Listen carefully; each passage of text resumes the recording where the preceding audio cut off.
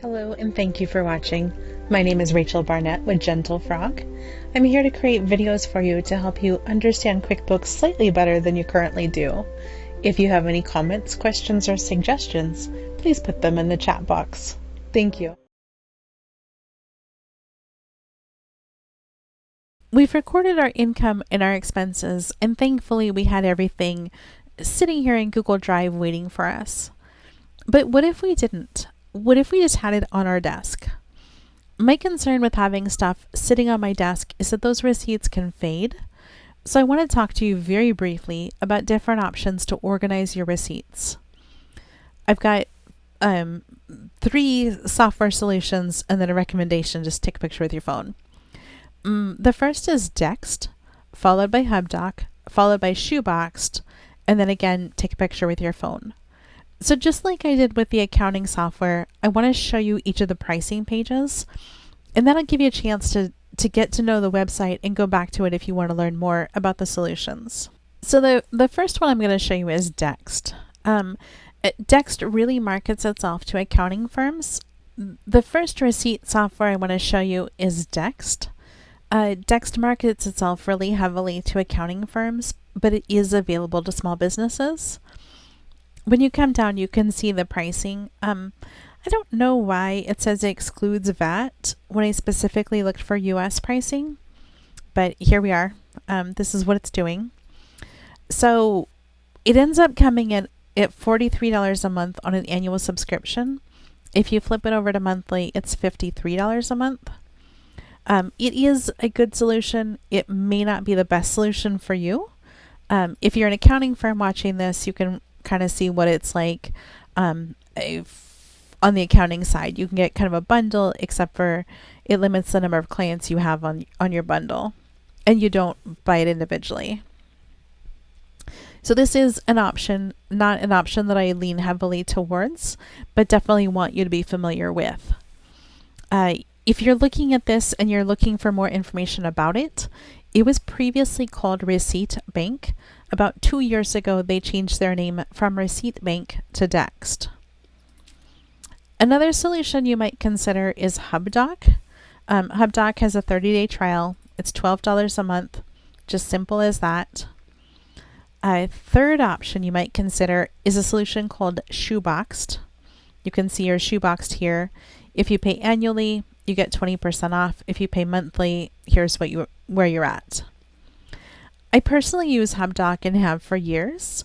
So since we're here, I'm just going to show you a tiny bit of how Hubdoc is laid out because it's what I use, and it's very easy for me to demonstrate for you. When I go to upload a document, I can drag and drop the document into here. I can email the document, or I can take a picture with my phone. This is standard for many of these receipt management solutions. It's not special to Hubdoc. What I like about Hubdoc is that when stuff gets uploaded, it will automatically go to the uploads folder, and I don't have to do anything to make that happen. Hubdoc is going to read my receipts, and it's going to organize things and say, oh, I know what this is, and then put it where it belongs. So I'm going to use the example of Mailman. Mailman, by the way, is a software I absolutely love. It puts my email on hold and delivers it on a schedule, but I can make exceptions for things like 2-factor authentication codes, and it minimizes my distractions. So I have this receipt from Mailman. I've sent it over to Hubdoc, and I have done nothing with it.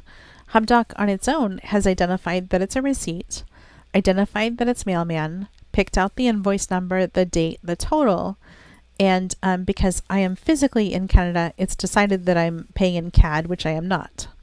So I just change it. If I wanted to sync this with my QuickBooks, I could. You can see that it's not configured. I don't sync it.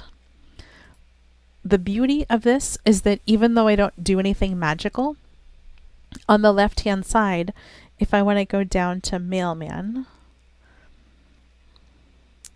there's only the one receipt. Any receipts I have for Mailman would show up in here. So let me find something. Miniman Press. I've got 2 receipts for Miniman Press. You can see I just took a picture with my phone. They just show up and I just have them, and you can see I've been using this forever and with my previous company. So I just I like Hubdoc a lot. So I'm like, oh, I'll show you this because I think that it's really cool and it demonstrates how it can work. The other softwares are going to do something real similar to this. I just wanted to show you this one because this is the one that I use, and sometimes seeing what someone uses will help explain it better than a fancy demonstration on a website. So the takeaway here is that I don't care what you use for your receipts. I don't want you to lose them, and I don't want them to fade while sitting in your desk or in your filing cabinet. If at this point you're thinking about how your receipts won't fade because they're not sitting in the sun, I encourage you to check your car, your purse, or your wallet. You probably have at least one receipt that has not been sitting in the sun that is faded from what it was when you first received it. So let's talk about reconciling. Reconciling is the same thing as balancing your checkbook or balancing your account. It's where you validate your data entry. That's a really nice way of saying make sure you did not enter your numbers incorrectly, transpose your numbers, double enter your numbers, just make sure you didn't make any mistakes. It gives you a chance to identify any unusual transactions. This happened to me recently. I am experimenting with different phone services. I currently use my cell phone for everything, but I would really like to get like a proper office phone number. And so I'm testing out different phone services. And one of the ones that I canceled automatically charged me last month. And so when I was balancing my checkbook, I'm like, why do I have this charge here? I canceled this. If I hadn't done this, I would have, and I did, just go on autopilot and be like, okay, utilities, moving on. If I didn't reconcile my bank account on a regular basis, one, I may never have noticed that I got charged for a service that I canceled, or I might have forgot when I canceled it, or I might have forgot that I had canceled it, right? So it's not fraud. It's not anything other than just a simple mistake on someone else's side that they forgot to turn off the auto billing. So that's what I mean when I say identify unusual transactions. And then to detect fraud. That's pretty straightforward. I've worked with a number of clients who have had fraud or theft in their accounts, and when it goes undetected, it's because the business owner was not looking at the bank statement. I think you should reconcile because it's a good idea. I think at the very least, if you get incredibly busy, you should absolutely look at your bank statement and just look over the numbers and make sure that everything there is a charge that you probably authorized. If you're like me, you're not going to remember every single thing, but you'll know for sure what sounds like something that you would have said, yeah, I want that, or it's okay to use my company credit card to buy that. So let me show you what it looks like within our Excel solution. So let's start on the bank reconciliation screen. I have my beginning statement balance. Let me grab my bank statement so this will make more sense. So my beginning balance is the same thing as my opening balance. It's $5,000. I have some withdrawals, I have some deposits, and my bank statement ends with this number. So my ending balance, that should be 3293.26. 3293.26. Right now, I've got a difference, and I should just make this a different color so it's easier to watch. I have a difference of $1,700. So this is just a very simple view of what you would do. I need to figure out what information is on my bank statement and also in my register, and then figure out what information is in my register and not on my bank statement. So let's go back to the transaction register. And this is where the cleared is going to come into play. So this is my bank statement. So we'll go first to my withdrawals, $1,400 and $4,500. So $1,400 is here. I said $4,500, I meant $45. So I had a withdrawal of $45, so I went the minus, not the plus. Then I had a withdrawal of $326 and a withdrawal of $90. So here's $326, here's $90. So far, so good. And a withdrawal of $400. So that's this one. And now let's go into the deposits. I had a deposit on July 18th for $580. So July 18th, $45. This is when I would look at this and say, oh no, I've entered Megan Smith over and over again, and that's not really true. I also see that they're all for $45, and that's not really true. And so this is where it's kind of nice that we are double checking ourselves, because we can say, we somehow made a mistake. We've entered the wrong information. This is the first time ever we've made a mistake, but we made a mistake. So Megan, she's $35. So let's fix that. And let's go back to here. So my next invoice is Bonnie Michaels for $500. So it seems like I just accidentally re-entered the same thing a few times. So 500. So this happened to me. Really it happened during my prep, and I noticed it earlier, and I'm like, what a great example, because this is going to happen to you guys as well. You're accidentally going to enter something wrong, or too many times, or who knows what. And so it's real easy. You just go back through your records and you're like, okay, well, let me fix that real quick. So this one is 20. This will just take a second. Jordan Gills, 430.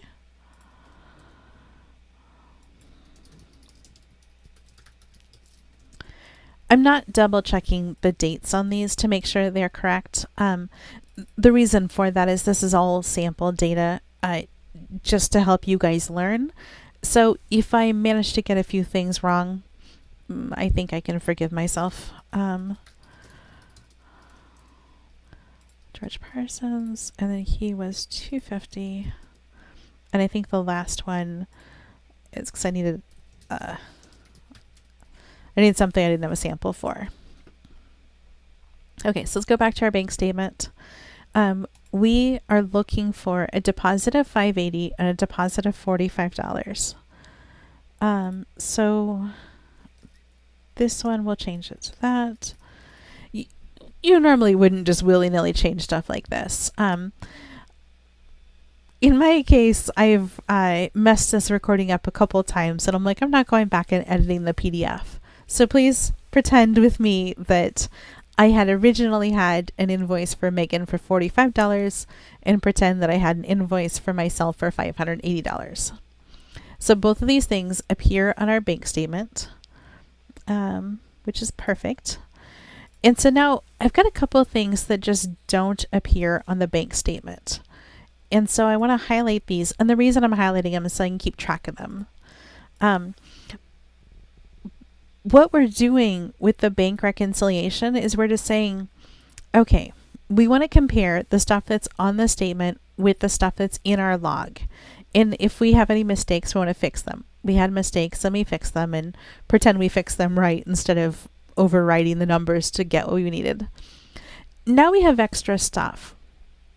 So, and this is like in the real world, pretend like you have these extra deposits, like this money that you have received from clients, and you're looking at your bank statement and you're like, well, my bank statement is dated for August 15th. Why do I have this money? Like, why is this sitting here? This is money from July. Like, this is a real question you ask yourself. If it does not show up on the bank statement, why does it not show up on the bank statement? Will it show up on the bank statement next month? Is it sitting on my desk? Did I just forget to take that envelope to the bank? Have I double entered something into my records? As I did for Megan Smith at the beginning of this video. Why is it here, right? Don't just let stuff sit here indefinitely that doesn't show up on your bank statement, because you know if it shows up here, it shows up over here, right? So like your revenue, when you file for Washington Department of Revenue, you're saying, hey, Department of Revenue, this is how much money my business has earned. Well, if you have a bunch of duplicate information, specifically income, you're going to say, here's all the income that my business has earned, and you're going to pay tax on that money, and then you'll later discover, oh my gosh, I reported too much money. Like, I didn't actually earn all that money. So what I want you to do when you see stuff that doesn't get, does not show up on your bank statement, is have a conversation with yourself. Did you make a mistake? Will it show up later? Is it sitting on your desk and you just need to go deal with it? That could be true for deposits. It could be true for checks that you've written. Could be true for debit card transactions. The takeaway here is just take a look and see what's going on with stuff, and don't just pretend like, oh, it's fine, I'll deal with it later. Which I know sounds really silly, but I definitely have cases where people have stuff that goes back years, sometimes many years. And I'm like, oh my gosh, for years you've been ignoring this, and this is actually kind of important. Please stop ignoring it. So I'm just going to copy and paste this so we can keep track of it. If you're working with Excel, if you paste special, paste values, it won't pull over the funny formatting. So in this case, like the big yellow highlight, like I don't need that. I just need the numbers. So these are the deposits that are not on my bank statement. So here's my bank balance. So what we've done is we've copied over any of the transactions that have not cleared or did not show up on our bank statement. We put them here on our summary. So we have the beginning balance from the bank. We then have the ending balance from the bank, which if you're watching closely, you'll notice is a different ending balance. I realized that we, when Christine and I were doing this, we went back and added more receipts and more records, and we forgot to update our bank statement. So I needed to go back and change this header part up here. So it is slightly different than it was in the earlier part of this video. I've got my beginning balance, I've got my ending balance, I have the things that have not yet cleared, and then I have my adjusted balance. So what I'm looking for is the difference to go to zero. In the way that this works, like again, this is just high level, trying to give you an explanation of what you're looking for and why you care, is that I've said, okay, my bank register shows that this is my balance, but I need to take into account these things that have not yet showed up on my bank statement.